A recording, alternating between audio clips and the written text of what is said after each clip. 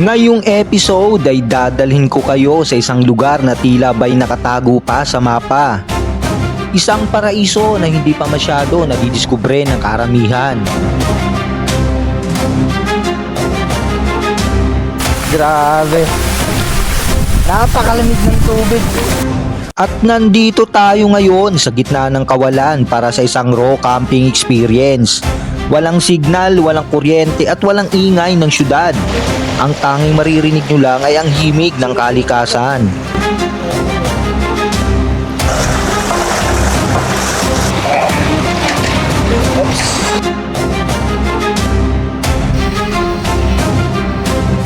Si Armando! Kasama ang The Raw Boys ay samahan nyo ako muli sa isa na namang ultimate camping experience.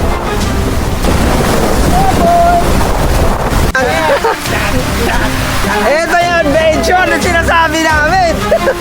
Let's go! Hey, hey!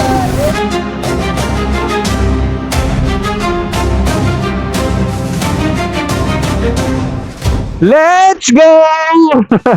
Good morning mga master! Maganda-ganda ang ating lakad ngayon, ang ating camping spot sa ating pagmumoto camping sa araw na to, ano? At dahil makakasama lang naman natin ang mga ilang member ng The Raw Boys, ano? Si Biyaheng Kritiko, si Master, at si Large TV. So sila yung makakasama natin ngayon sa ating pagka-camping, ano? At dahil Raw Boys yung makakasama natin ngayon, matik na yan. Raw camping yung magiging kaganapan sa araw na to, ano? Tapos yung location, biglaan lang to. Tumawag kagabi si Kritiko, si Biyaheng Kritiko sa akin at nagaya. So, syempre pag sila talaga biglaan at mostly naghahanap lang sila ng spot kung saan nila makita. Kagabi may pinakita nga picture si Master, hinahanap yung location via satellite lang, parang may spot doon na ro. So wala pa talagang plano na klaro. May nakita lang siya na baka pwede naming pag-campingan na as a raw camping, ano? Mine to drive, she'd ride shotgun, keeping me alive. We'd hit Rutherford Road with the windows low, rolling some green where the cornfields go. Tapos, medyo excited tayo sa araw na to dahil sa wakas, mababalikan natin yung general na car ng nakamotor. Kasi dati, trinay namin yun from Tinggalan Aurora to general na car na tagusin gamit ang bisikleta. Pero sa unang attempt, nag-field kami, kinulang kami sa oras at kalahati lang yung natapos namin, ano. Bandang umiri lang yata at syempre may mga pasok pa, doon na lang namin tinapos at sumakay na kami ng bangka, no. Tapos the next month, binalikan din para matapos yung ruta na yon. So excited ako dahil isa sa pinaka-favorite ko na spot yung general na car ay talaga naman napakaganda naman talaga ng bukod sa napakaganda ng dagat, dun isa napakaganda ng mga makikita mo mga tanawin, bundok, ilog. Sana lang hindi tayo mabudol ni Master, ni Kritiko. At napapanood ko sa mga video ay talagang epic naman talaga yung pinagagawa nila kung saan sila napapadpad. At syempre yung alam naman natin na train. Tapos sana bigyan tayo ng magandang panahon at para maipakita ko sa inyo yung ganda ng nakaraan, no? At makapagpalipad tayo ng maayos sa ating drone shot. Yun. Nasa Murong na tayo at dito na natin tatagpuin sila Biyaherong Kritiko at sila Lars. Sa unahan lang. Maaga pa tayo ng isang oras. So kape muna tayo at dyan na lang naman yung meet up namin nila Kritiko. At habang inaantay natin ang ating mga kasama sa araw na to na si Biyaherong Kritiko at saka si Large TV, minabuti ko muna magkape at i-enjoy ang napakagandang kalsada na napapalibutan ng mga kulay berdeng mga palayan. Maagang gising, helmet, susi, mapa ng bundok. Dito rin pala yung kabilang kalsada na malapit sa tanaw mo yung lake dito, Laguna de Bay ba? Tapos matatanaw mo rin yung mga palayan na malawak. At mamalengke pa kami siguro nila kritiko kung ano yung plano. So tanungin na lang natin mamaya at saka kung saan mismo talaga sa Nakar tayo pupunta. Lagpas tayo. Di pala lalabas ng highway. Baka dito. Ayun. Di kita nakita lumagpas ako. Si Papa Lars TV sa wakas. Si Mother Critico. Napasama rin sa Raw Boys. Eto na talaga yun. Medyo may pagbabago sa ating plano sa kadahilan ng masama ang panahon. Imbes na sa General Nakar tayo pupunta, ay tutungo na lang tayo sa Laiban, Tanay Rizal upang maghanap ng mga row camping spot at iiwan na rito ang aming mga motor at nagpasyang sasakay na lang kay Armando. Wala yung kanina si Don Ramon. Let's go! Mga bigatin sa mga adventure. Sa wakas, nakasama din sa Raw Boys. So, nag-change kami ng plano. Si Papa Dens yung bahala sa location. At sa wakas, si Armando yung nakasakay tayo kay Armando, no? At nakasama tayo sa Raw Boys. Then ito, Agus River ba, Master? Kahit saan, basta along Tanay, Timbahan, Tarial, kung saan tayo abutin ng ating Ayun. mga paa. Hindi pala nasasakyan.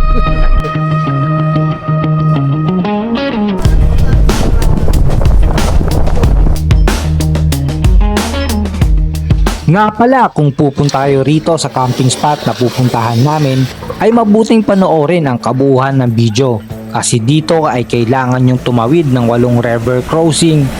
At kung ikaw ay nakamotor, paniguradong mahihirapan ka. So yun, sabi ni Papa Dens is may babayaran dito. Environmental, di ba Papa Dens? At pagdating nyo nga ng barangay ay kailangan nyo magbayad ng environmental fee.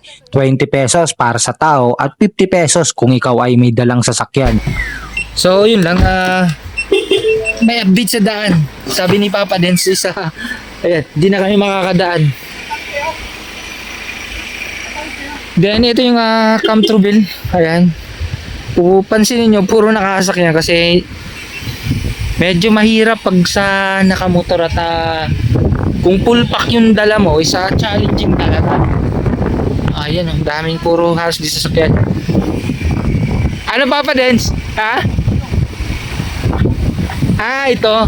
Tutulungan muna namin to para makahon.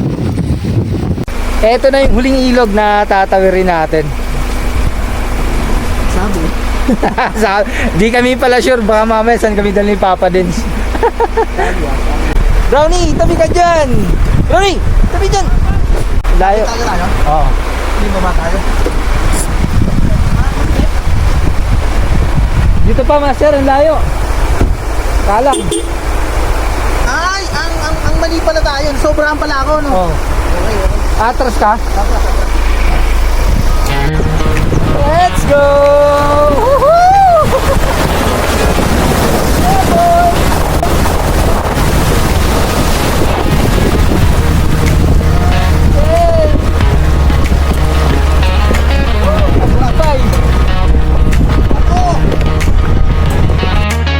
I drank some, seven bottles. Ayun, bali dito muna kami mag-deploy ni Papa Dens yung side owning, tapos magluluto, tapos saka na kami mag-iisip kung saan talaga pupesto. Then ang sabi pala ni Papa Dens, yung tawag dito sa ilog isa Lanati, pero hindi talaga siya officially na naka-registered sa Google. Yun lang yung tawag dito sa ilog ng mga lokal, Lanati River. So yun, relax na tayo. Nakapag-set up na si Papa Dens ng side owning, dineploy na. Sayang muna tayo, Papa. Di ba ba? Balita. Malamya ba? Balitaw. Tsaka handaan talaga, yung masarap na handaan. Tsaka yung piyesta doon talagang Yung hindi handa, lang isang araw. oh, 10, sa amin 10 May eh. antes pa, may bisperas, Oh, may liwas pa, kadlawa. So yun na, nagkwentuhan lang kami ni Papa Lars kasi pares kami Oo, taga-Samar. kababayan pa. Kababayan. Kakaintindihan. Pinag-usapan namin yung piyesta. Fiesta. As usual, basta ako ang kasama, topping, pagkain. Pagkain. Ay, usapang Bisaya yan ah. Oo. Bisaya Tatagalog, pa, Waray. tatagalog tayo nito si Papa. Bisaya kasi bro, si Si- Pano, Davao, gano'n. Papa, may probinsya ba? O Ano lang, Bicol. Ang mami ko taga Bicol. Ah, Ang ate ko taga Mindoro. Ibayak lang, Bisaya. Ano Mindoro? Ay, Hindi, Bisaya. Papa, pag Mindoro tama ako, Tagalog na, no? Oh, Tagalog. Tagalog na. Maanang halian na tayo. Ay, ang sarap. At si Papa Lars, passing ka Papa Lars, di ba? Muna pa, wala akong pera eh. Nagtitipid. Nag-ano si Papa Lars. Nakaano pati oh. So, yun mga master, tapos na tayo kumain. Nga pala, kaya pala tayo nag-camping ngayon, may mga bago tayong camping gears na susubukan.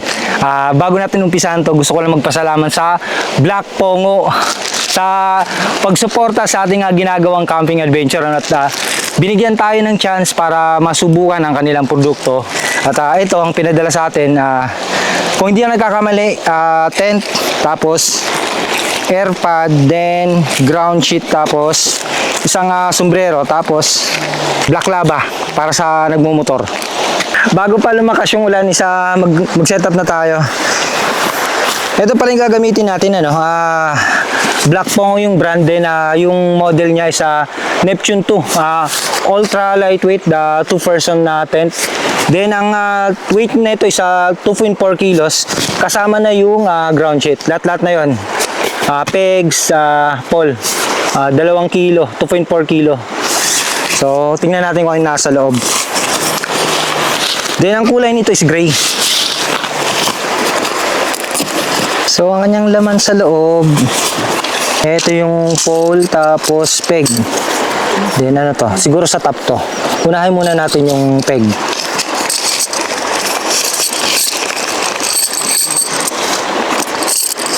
Uy, ang ganda. Parang aircraft graded na rin siya. Tsaka magaan. Alloy na siya. Ilang piraso? 4, 5, 12 pirasong aluminum peg. Then, tingnan natin yung pole. Alam ko aluminum to kasi magaan eh. Ay, wow. Ay, maganda. Kulay gray, ano. Ano siya, one pole piece system, ibig sabihin isang pole lang. Tapos ito yung kasama niyang ground sheet. Unahin natin to. Ang nipis niya lang tsaka ang gaan. Ganda rin ang kulay. Nice. Ganda na ito. Parang ikakabit mo lang to dun sa mismong tent mo.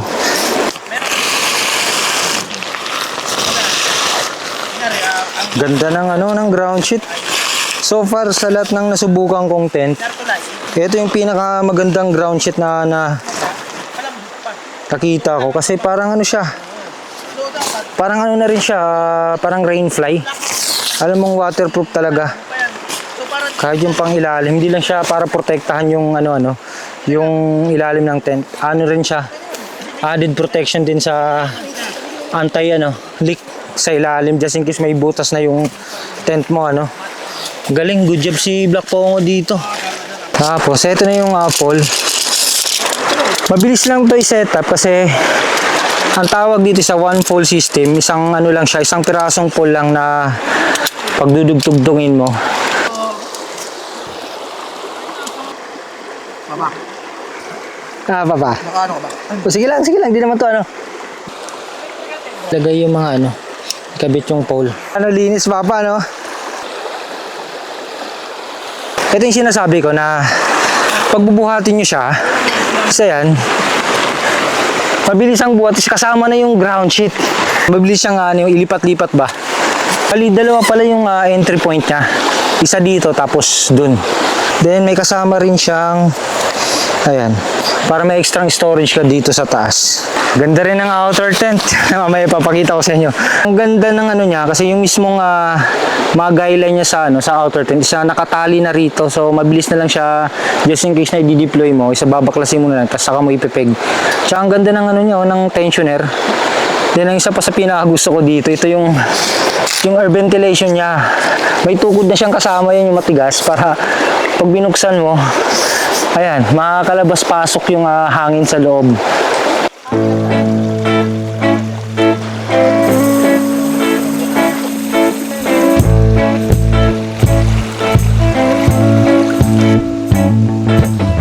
So alright, ito na, tapos na natin to ma-setup ang Neptune 2. Bali yung material na ginamit dito sa ultra lightweight 220. Then may waterproofing siya na 4,000 mm yung rate niya sa waterproof. Then ito na yung susunod natin. Pinadalan din tayo ng air mattress na pang 2 tao, terno, kulay gray. So check din natin kung ano yung tsura sa loob na lang at baka mabutas pa. Bali din kasama ng air mattress niya, no? Yung lagayan, tapos instruction kung paano gamitin. Tapos nandito yung kung ano yung available na color. Tapos refer kit na 3. Bali yung binigay sa atin na 2 version to, yung hindi mo na kailangan ng air pump, yung ipapump mo na lang siya gamit ang inyong kamay. So ang material pala makapal siya. Ayan. Maganda yung material actually.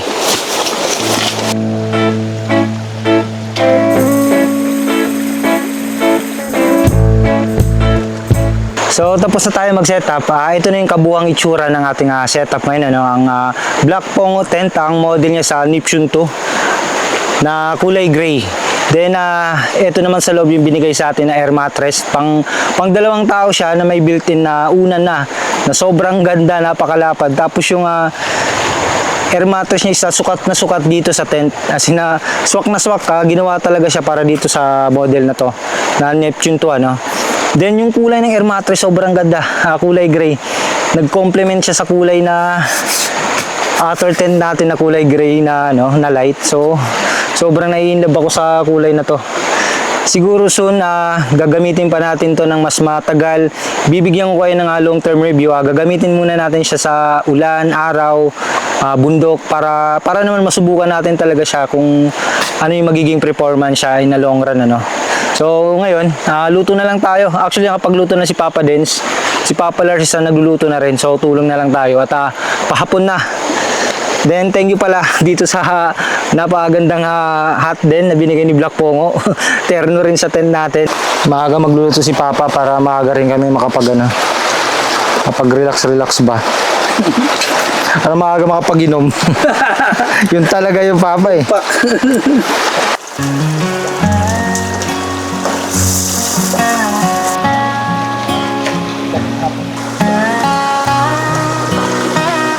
Talaga, pero konti lang.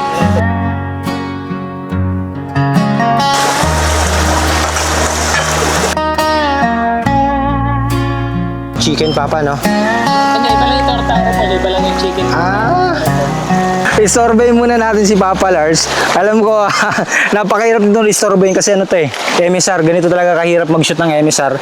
Kailangan ko mag-effort. So, kilala naman natin si Papa Lars sa mga video niya na napaka rin na ito sa cooking show. Napaka magaling magluto. I mean, yung mahilig. Ano tawag doon, Papa? Meticuloso sa pagluluto? Ay, hindi. Wait. Mahilig, Mahilig. Ganda naman na ito, Papa. Tapos mamaya, mag-bonfire tayo. Anayin na narating ni Papa din sa. Oo naman tayo, kahit gano'ng kalayo, basta hindi tayo mapagalitan. Ang daming bit-bit na kahoy. Tapos dito kami mamaya Sinabay ko lang. bonfire. Grabe naman yan, Papa Dins. Ay, ang ganda tingnan, pre. Napakabisa. Right. Siesta time na. Buti na lang at inaya tayo ni Papa Papa Dens saka ni Papa Lars. Kung hindi pangit siguro yung camping location natin ngayon. Plano ko na talaga mag-camping pero sa Montalban lang. Hindi naman pangit pero ang ibig kong sabihin mas maganda to yung napestuhan natin ngayon. Nahanap natin camping spot. Tingnan mo naman walang wala tayong babayaran. At syempre, dahil kasama natin ngayong mga raw boys, raw talaga yung hahanapin na na camping spot. So mamaya ay ayan, nag-ready na si Papa Dance ng mga paniga para mag bonfire. Tignan natin ni Papa Dance.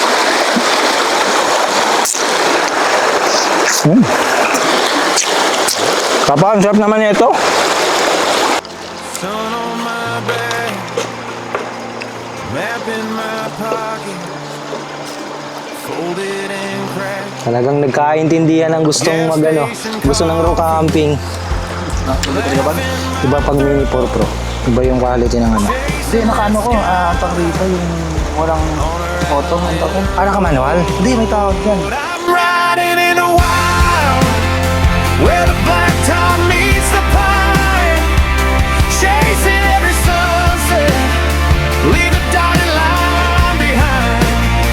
Wind sings my direction, river rides the signs. I'm riding in the wild till I run out of sky.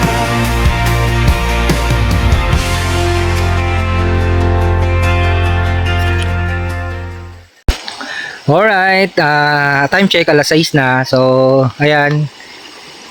Nagluluto pa rin si Papa Lars. Tapos nagpapoy na si Papa Dance. Napakaganda ng ambience ng pagka-camping natin ngayon. Napaka-solid. Thank you pala kay Master Critico tsaka kay Papa Lars. Siyempre sa Rowboy sa chance na makasama sa kanila. Sa ganito kagandang camping spot ay talaga naman napakainam. Libre! Di ba? Tsaka sabi ko nga, pagpasok ng 2026, babalik tayo dati sa basic na tulad na ginagawa natin na more on raw camping na. Magka-campsite man tayo, yung medyo hindi madalas. Bawas-bawasan natin. Di ba, Papa Lars? Yes. Nagkasawa lang bayad. Grabe na. Kasi katamad na rin sa campsite. Oo. Parang wala nang bago eh. Totoo. Yung mga lang, may mga event lang, Papa, na nanawa lang. Pero syempre, gusto natin mag-relax dun sa campsite tayo. Campsite. Grabe naman yung ambience si Papa Lars. Cooking, tapos nasa gilid ng ilog. Tingnan nyo naman yan. Yan yung pangyayari talaga na experience na hindi mo babayaran. Diba? Pero sabi nga ni Master Dance, marami pa to. Hindi lang to, kumbaga pahapyaw lang to. Sa mga susunod na linggo lulupitan pa natin yung ating pagro-raw camping. Kasama syempre ang Raw Boys. So sana makasama natin yung iba pa. Sila Juni, sila Pug, sila Brother Eli. So alright. Ito na yung pagkain namin. Ito yung niluto ni Papa Lars. Yung torta ng Pops, no? Repolyo na may egg. Tapos fried chicken na healthy. Parang air fried to, Papa. Wala man. Parang ganun. Parang ganun yung kinalabasan. Oh my God! Oh my God! Kasi ito yung napaka-healthy gulay ni Papa Dance. Napaka-inam. Huwag kayo magalala. Ang prito niya, coconut oil. Coconut oil? Coconut oil. Napaka-healthy naman talaga. Hindi yan good.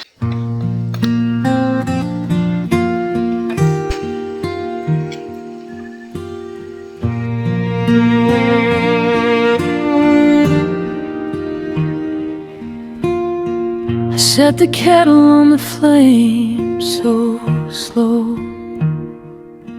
Steam rising like clouds that the valleys know. The mountain watches, it hums, it waits. Good morning mga master. Napakalamig ng umaga. Tingnan nyo naman yung view ko dito. Pag bukas natin ng tent. Ayan nasa tabing ilog tayo agad. Yung makikita nyo. Jeez! Ayan yung raw camping. So, gising na sila. Ano na tayo ng mga pagkape. Yan. Napakaganda na nga. Umaga natin, bubungad. Morning, Papa! Maaga na sila nagising. Papa din, tsaka Papa Lars. Ay. Sarap. Sarap ng tulog natin. May onting ano lang kagabi, yung mga kambing na malapit sa tent, naalimpungatan tayo. Pagising-gising. Tapos, magkakape tayo sa napagandang view natin dito, habang naririnig natin yung lagaslas ng ilog. Sarap ng umaga natin talaga. Tsaka quality yung nahanap nating raw camping spot. Literal na raw, as in wala kaming binayaran, tabing ilog lang. Solid. Tapos maya prepare lang tayo ng ating breakfast, tapos si Papa Lars nagluluto na. Then sabi ni Papa din may pupuntahan pa tayong falls, so mag-adventure pa tayo. Hindi pa tapos yung ating paggagala dito sa Tapos dahil nasa raw camping kami, ayan yung ginawa. Kahapon yung ginawang project ni Papa Lars. Ayan. Diyan namin kukuha ng inumin. Initin na lang. So yun, pack up na tayo. Bago tayo mag-pack up, dapat pingo tayo. Dahil since na raw to, ayan, wala tayong iiwang bakas. Lahat ng basura dadalhin natin dun sa malapit sa baba. Then maghahanap pa tayo ng Segway, may pupuntahan pa tayong fall. So abangan nyo.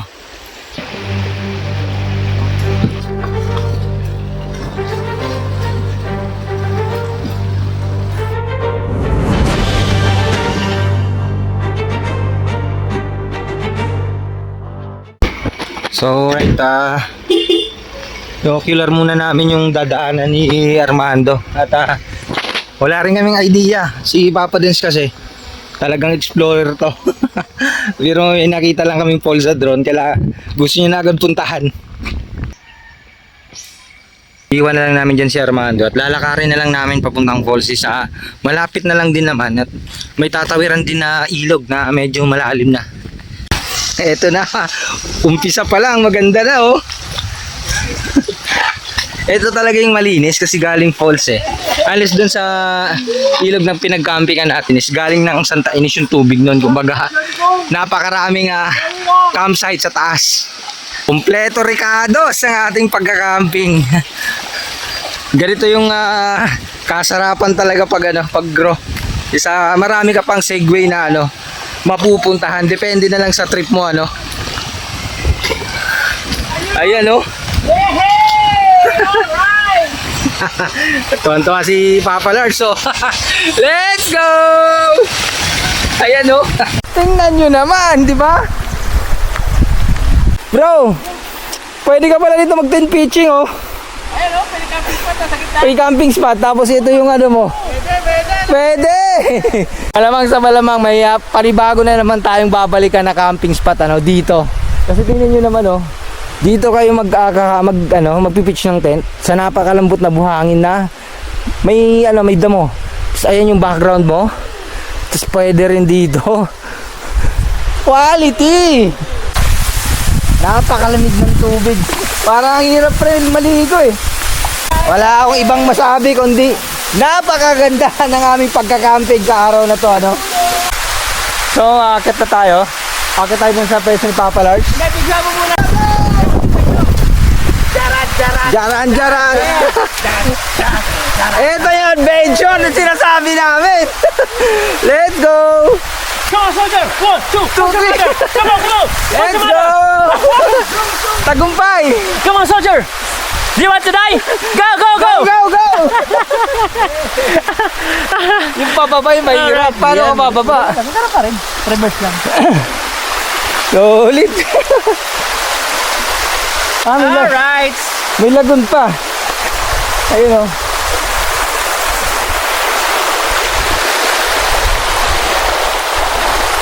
May lagun pa sa taas.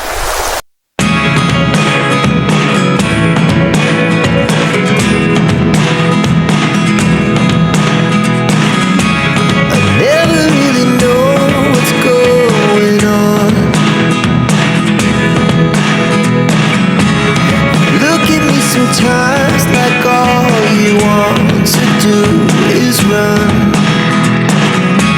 Hear me out, hear me out.